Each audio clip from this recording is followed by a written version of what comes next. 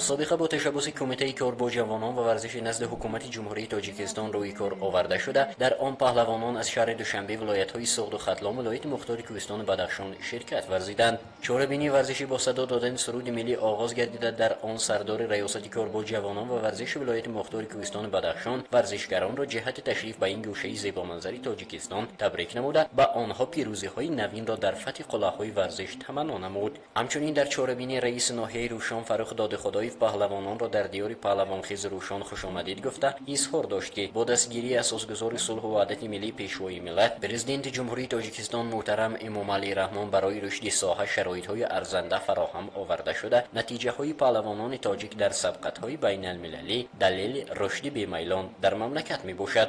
در نوبت خود نماینده کمیته کار با جوانان و ورزش نزد حکومت جمهوری تاجیکستان جمشید قربانزاده نیز ورزشگران و کل هواداران گشتین را با تشکیل گردیدن چنین سبقت سطحی جمهوری شاد باشد. برگزار نمودن چنین مسابقه ها برای پیدا نمودن چهره‌های نو ورزشگران کشور و معرفی نمودن دولت و ملت در عرصه جهان خدمت خواهد نمود.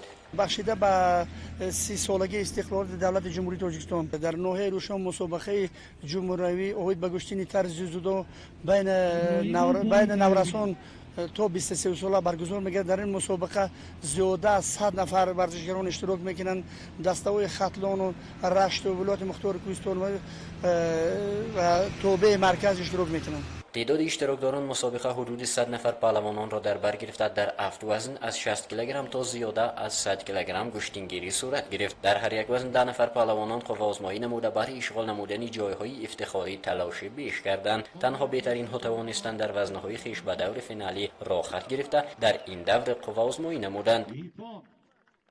امروز در مسابقه جمهوری اوید به گشتین جودو در ولایت مختار کوهستان بدخشان ناحیه روشان اشتراک کردم و به دور فینالی راه خط یافتم. در وزن 60 کیلوگرم انصاری سعدیف جای اول و فرارون مرزاشویف جای دوم را کسب نمودند. غالیبان در جریان چهاربینی در وضعیت تنتنوی با مدال افتخارنامه ها از جانب سابقه‌دار ورزش ناحیه سنگالی نوروزبکوف سرفراز گردیدند. امروز در ولایت مختار کوهستان بدخشان مسابقه جمهوری برگزار گردیده است و من در اینجا اشتراک کردم. به دور فینالی راه خط یافتم و میخواهم که جای اول رو گیرم.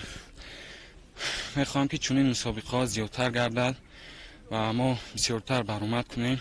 در وزن 66 کیلوگرم باشد سفرگنج قربانبکوف جای اول و نظرعلی مهرعلی جای دوم را سزاوار گردیدند که از جانب رئیس ناحیه روشان دادخدای فرخ مبارک‌شاه در وضعیت تنتنوی با مدال افتخارنامه قدردانی گردیدند. در وزن 73 کیلوگرم باشد شکران خواهیم جای اول و قاسم اولوغبک جای دوم را کسب نمودند. غالیبان از جانب نماینده کمیته کار با جوانان و ورزش نزد حکومت جمهوری تاجیکستان قدردانی گردیدند.